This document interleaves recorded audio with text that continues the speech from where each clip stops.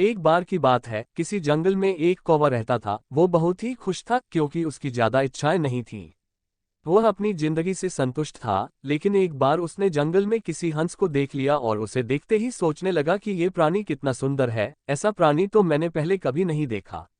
इतना साफ और सफेद। ये तो इस जंगल में औरों से बहुत सफेद और सुंदर है, इसलिए ये तो बहुत खुश रहता होगा।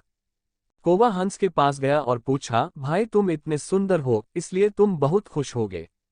इस पर हंस ने जवाब दिया, हाँ मैं पहले बहुत खुश रहता था, जब तक मैंने तोते को नहीं देखा था।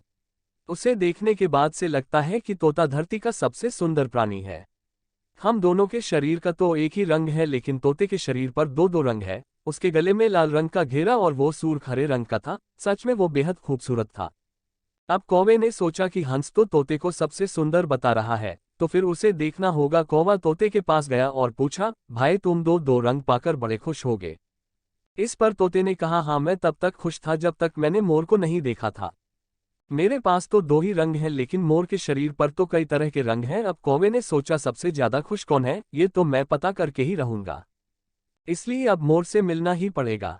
कौवे ने मोर को जंगल में ढूंढा, लेकिन उसे पूरे जंगल में एक भी मोर नहीं मिला। और मोर को ढूंढते ढूंढते वह चिड़ियाघर में पहुंच गया, तो देखा मोर को देखने बहुत से लोग आए हुए हैं और उसके आसपास अच्छी खासी भीड़ है। सब लोगों के जाने के बाद कौवे ने मोर से पूछा, भाई तुम दुनिया के सबसे सुंदर जीव हो और रंग बिरंगे हो, तुम्हारे साथ लोग फोटो खींचवा रहे थे। तुम्हें तो बहुत अच्छा लगता होगा और तुम तो दुनिया के सबसे खुश जीव होगे। इस पर मोर ने दुखी होते हुए कहा, भाई अगर सुंदर हूं तो भी क्या फर्क पड़ता है। मुझे लोग इस चिड़ियाघर में कैद करके रखते हैं, लेकिन तुम्हें तो कोई चिड़ियाघर में कैद करके नहीं रखता और तुम जहां चाहो अपनी मर्जी से घूम फिर सकते हो। इसलिए दुनिया के सबसे संतुष्ट और खुश जीव तो तुम्हें होना चाहिए, क्योंकि तुम आजाद रहते हो।